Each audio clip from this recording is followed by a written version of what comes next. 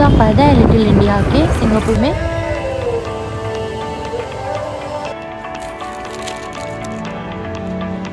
पर मील का एटलीस्ट 2000 तो मान ही लो, है ना। कुछ भी खाने या खरीदने लायक नहीं मिला बगीज स्ट्रीट में। Welcome back again guys. तो यहाँ से हमारी सिंगापुर की जर्नी अब स्टार्ट हो रही है और मैं आपको बता दूँ कि सिंगापुर में आते ही हमने सबसे पहले हंटिंग की सिम के लिए, सिंगापुर का सिम। तो हमने 7-Eleven या फिर किसी भी आप डिपार्टमेंटल स्टोर से सिम ले सकते हो, बट मैं आपको सजेस्ट करूँगी कि आप जब क्लुक से अपना सेंटोसा आइलैंड या किसी का भी टूर बुक कर रहे हो तो उसके साथ में आपको एक सिम फ्री भी दी जाती है। तो अगर आपको वहाँ से चीप पड़ रहा है तो आप सिम वहाँ से ही ख़रीद लेना। तो ये है आपकी मनी सेविंग टिप। और अब हम पहुँच गए हैं MRT स्टेशन। यहाँ से हम लोग अपना 3 डेज़ का टूरिस्ट पास ले रहे हैं, जो कि हमें पड़ेगा $29 ईच। तो दोनों का मिला के अराउंड $60। अभी इसके लिए भी आपको मैं एक टिप दे देती हूँ कि आपका जो पास है, टूरिस्ट पास, वो हर MRT स्टेशन पे नहीं मिलता है। तो आप पहले चेक कर लेना कि किस MRT स्टेशन पे मिलेगा। ऑल्सो 5 बजे ओपन होता है ये काउंटर। बीच में लंच टाइम पे, आई थिंक दोपहर के टाइम पे ये काउंटर बंद था। तो आप ये सब चीज़ें चेक करके आना, क्योंकि इसकी वजह से हमने 2 घंटे वेस्ट किए। और सबसे इम्पॉर्टेंट टिप मैं बता देती हूँ कि अगर आपने टूरिस्ट पास शाम को लिया है तो वो टूरिस्ट पास उस शाम के 12 बजे तक ही वैलिड होगा, वो नेक्स्ट डे कैरी फॉरवर्ड नहीं होगा। तो बेसिकली आप कोशिश करना कि सिंगापुर सुबह पहुँच के टूरिस्ट पास सुबह ही ले लो, सो दैट कि आप पूरे दिन उस चीज़ को यूज़ कर सको। और उसके साथ मैप ज़रूर ले लेना, क्योंकि मैप लेने से आपको क्या रहेगा कि आपको जाने आने में दिक्कत नहीं होगी, कौन सी MRT कहाँ से लेनी है। और ये मैप मैं सारे टाइम अपने साथ लेकर चली हूँ और बहुत ही यूज़फुल था। हालांकि जो भी टूरिस्ट अट्रैक्शंस हैं वो एक ही जगह पे, एक ही आसपास हैं सिंगापुर में, उसके लिए आपको बहुत दूर दूर नहीं जाना पड़ेगा। लेकिन फिर भी ये मैप काफ़ी यूज़फुल था आपकी जर्नी प्लान करने के लिए। और हम लोग आ गए हैं little India Farrer something metro station से। पहला स्टॉप लिटिल इंडिया था, तो हमने सोचा हम वहीं उतर जाते हैं।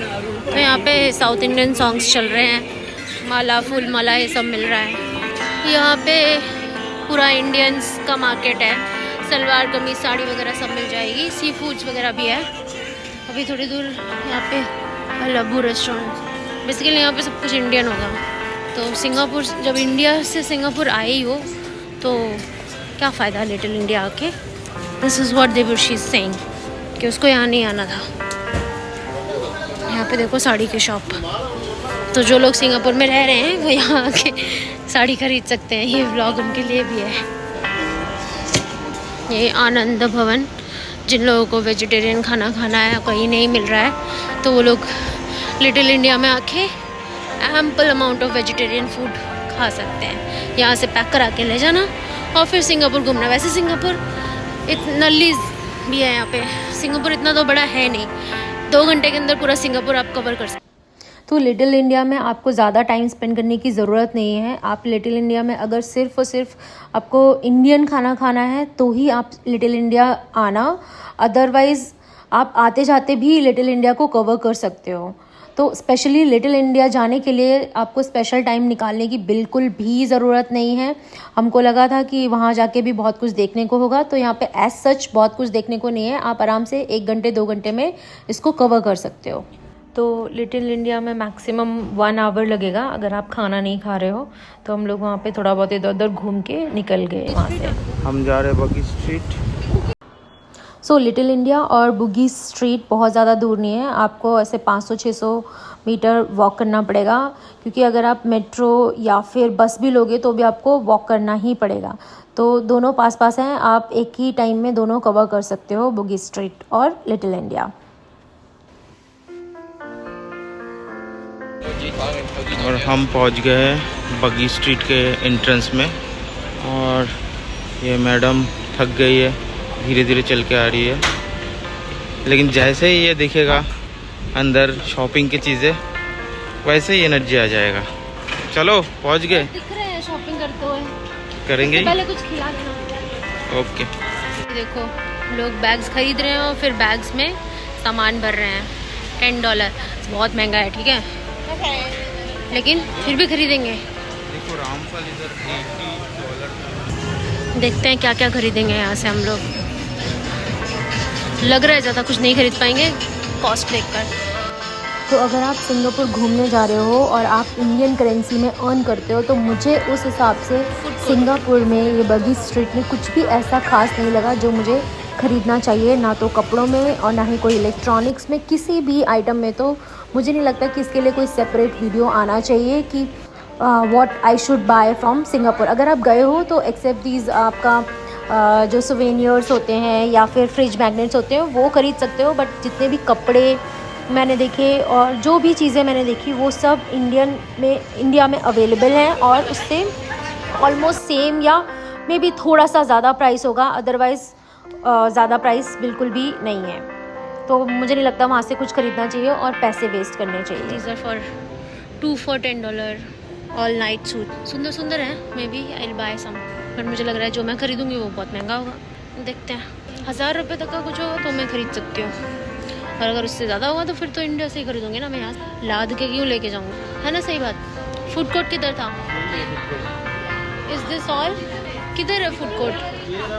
ओके चलो अंदर। यहाँ पे ये सब चीज़ एक बार दिखा देती हूँ, तुम फूड कोर्ट में देखोगे जाके। These skirts are $10, that is 650 रुपये ना, मतलब इंडिया जैसा ही प्राइस है। सरोजनी नगर में भी इससे सस्ता मिलेगा, बट वो पुराना माल मिलेगा। दिस इज बगी स्ट्रीट फूड कोर्ट।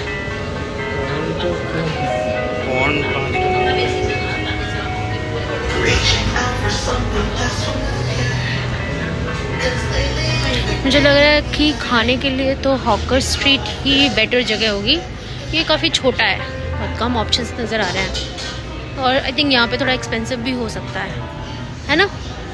तुम जाके चेक करके आओ। फूड कोर्ट मेन्यू, तो इधर की भी डिशेस भी हैं, और अगर इंडियन को बहुत भूख लगी है अपना थोड़ा सा तो इधर से खा सकते हैं, ठीक है? अगर भूखे नहीं आए हैं तो ऑप्शन है अवेलेबल, कैसा होगा वो बाद में बताते हैं। दिस इज़ $6 चिकन राइस, और ये $3। तो $6 मतलब अराउंड $4। हाँ, टोटल खाना कितने का हुआ? $4, सॉरी 640 रुपीज़ का। ना तो इसमें एक भी बंदे का फुल पेट भरेगा और ना ही उसमें भरेगा।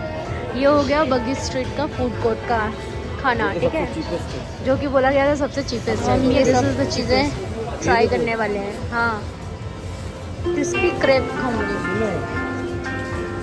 अच्छा, वेफर्स और क्रिस्पी केक क्या है? वो है क्रिस्पी केक। हाँ, ये है। सिंगापुर का स्ट्रीट फूड ऐसा सच कुछ है नहीं एज़ कम्पेयर टू बैंकॉक।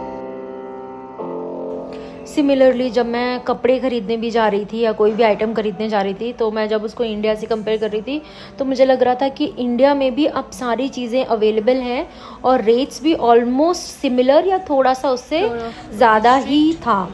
तो इसलिए मैंने ज़्यादा कुछ नहीं ख़रीदा वहाँ से, और ज़्यादा कुछ ही नहीं, बल्कि मैंने सिर्फ एक ही ड्रेस वहाँ से ख़रीदी है, और वो सेम ड्रेस यहाँ इंडिया में भी अवेलेबल है ऑलमोस्ट सेम रेट में। तो मुझे इतना वर्थ नहीं लगा कि आप सिंगापुर जाओ और वहाँ से काफ़ी सारी चीज़ें ख़रीद के लेकर आओ। ऑन द अदर हैंड जब मैं बैंकॉक गई थी तो वहाँ पे मैंने बहुत सारे कपड़े और बहुत सारी इलेक्ट्रॉनिक्स आइटम्स ख़रीदे थे, वहाँ पे वर्थ था ख़रीदने का। तो यहाँ पे अगर आपको कोई भी अच्छा टॉप या फिर अच्छी ड्रेस समझ में आती है तो वो XL या XXL साइज़ में नहीं मिलेगा, प्लस साइज़ में नहीं मिलेगा कुछ भी। मॉल में हम शॉपिंग कर रहे हैं, इसको तो पहला ड्रेस मिल गया। वो पैसा जो है, ये है सिंगापुर का बगीज मॉल। तो जैसे कि सबको पता ही है कि सिंगापुर में एप्पल का जो स्टफ़ है वो काफ़ी सस्ता मिलता है, विच इज़ ट्रू। तो आपको सिंगापुर से अगर कुछ ख़रीदना ही है तो टारगेट करके आना कि हम एप्पल का कोई स्टफ़ लो, या फिर कोई ब्रांडेड आपको शूज़ चाहिए, ब्रांडेड ड्रेस चाहिए, वॉचेस चाहिए। वॉचेस के लिए तो इट्स वॉज हेवन। तो आप वहाँ से ये आइटम्स ले सकते हो, तो उसके लिए आप अपना बजट बना के आना। अदरवाइज स्ट्रीट शॉपिंग तो बिग नो। तो अगर आप सिंगापुर आ रहे हो तो एक बात का याद रखना कि आपको बहुत वॉक करना पड़ेगा। सब कुछ बहुत आसपास ही है, लेकिन फिर भी ऐसा आसपास नहीं है कि आपको हर चीज़ के लिए कैब या MRT या बस चढ़ना पड़े, क्योंकि थोड़ा सा वॉक करना पड़ेगा। मान लेते हैं अगर आप एक जगह पे हैं ना और आपको दूसरी जगह जाना है, तो उसके लिए MRT पकड़ने के लिए भी आपको हो सकता है 500 से 600 मीटर्स वॉक करके ही जाना पड़े। तो याद रखना, बहुत चलना पड़ेगा। और ये है मरीना बे का light, sound and water show, जो कि अच्छा था। यहाँ पे वाटर, लाइट, साउंड का कॉम्बिनेशन था, टेक्नोलॉजी का था कॉम्बिनेशन। और हम लोगों ने यहाँ पे थोड़ा सा टाइम स्पेंड किया, इसको देखा और फिर हम वहाँ से भी निकल लिए। आई थिंक यहाँ पे भी हमें ज़्यादा टाइम स्पेंड नहीं किया था, अराउंड 30 to 40 मिनट्स यहाँ पे रहकर। ये भी जो है ये अराउंड 30-40 मिनट्स का ही होता है, हाफ एन आवर का मैक्सिमम आई थिंक। तो उतनी देर रह के इधर उधर घूम के फिर हम लोग वहाँ से निकल गए।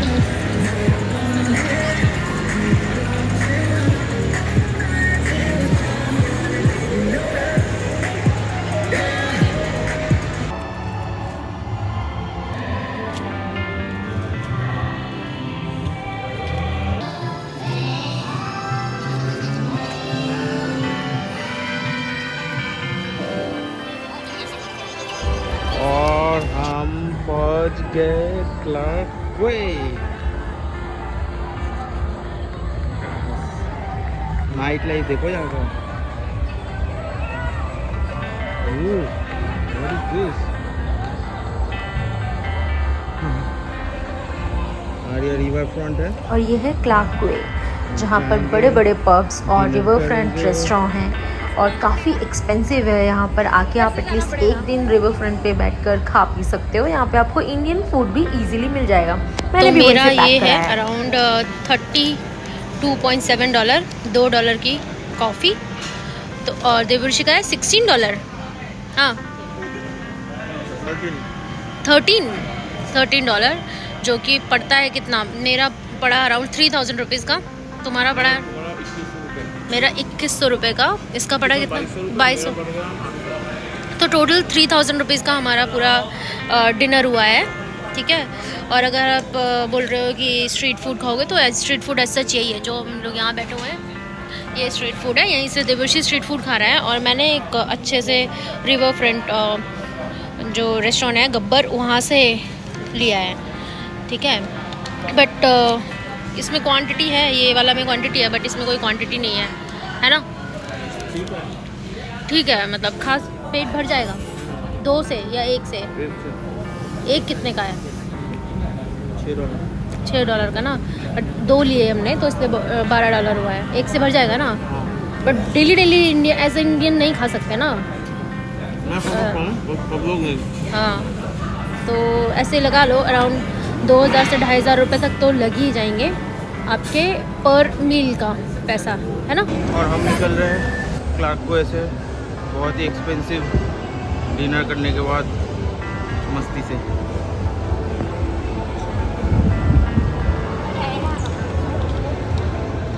देखो, भूख से गुस्से में थी बहुत पहले से, अभी डिनर करने के बाद खुश होगी।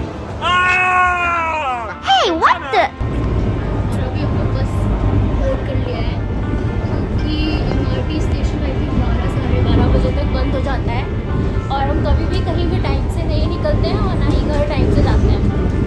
तो अभी मैंने सोचा कि बस को भी यूज़ कर लिया जाए, है ना। हम कलांग स्टेशन पहुंच गए हैं, बस से आए हैं। यहाँ उतरे, यहाँ से दूसरे बस लेना है हमारे होटल के पास जाने के लिए। हाँ, पूरी दुनिया सो गई है, लेकिन हम अभी भी सिंगापुर में घूम रहे हैं। पाई का हिसाब लेना है, दिन रात एक करके। जितना पैसा खर्च हुआ है ना, जितना पैसा खर्च किया है ना, उससे ज़्यादा वसूल करेंगे। ऐसे ही होते हैं हम लोग। कुछ बंद हो चुका है। लास्ट बस 12:30 बजे बोला था और अभी 1 बज चुका है, तो हमको लगा कि बस नहीं आएगा। हम लोग यहाँ 21 वाला बस स्टॉप पे खड़े थे और गुजेक या ग्रैब बुक करने की सोच रहे थे, और भी 1000-1200 रुपये खर्च हो जाता। इतने में ही जान पे जान आ गई हमारी बस आ गई। अब रेड लाइट खुल गया, वो आएगी, हम लोग चलेंगे, ठीक है। सो गाइज़, क्योंकि हमारा ये फर्स्ट डे था और हमारा बहुत सारा टाइम सिम लेने में, टूरिस्ट पास लेने में और MRT को समझने में चला गया। इसकी वजह से Gardens by the Bay close हो चुका था और हम उसके अंदर नहीं जा पाए। गार्डन्स बाय द बे के अंदर ही आपका क्लाउड फॉरेस्ट भी है, वहाँ पे बहुत बड़ा गार्डन है जो कि आपको दिन में जाना चाहिए। तो आप भी जब भी जाओ तो आप सुबह जल्दी स्टार्ट करना, सो दैट कि आप मैक्सिमम चीज़ें सिंगापुर की रात को 10 बजे तक कवर कर सको। एंड ट्रस्ट मी, आप एक दिन में बहुत सारी चीज़ें कवर कर सकते हो। हम लोग अब नेक्स्ट डे जाएंगे, तो उसके लिए आप please keep watching our space और हम आपको ऐसी ही यूज़फुल टिप्स देते रहेंगे। So please like, share and subscribe and thank you so much for watching. Bye bye, have fun.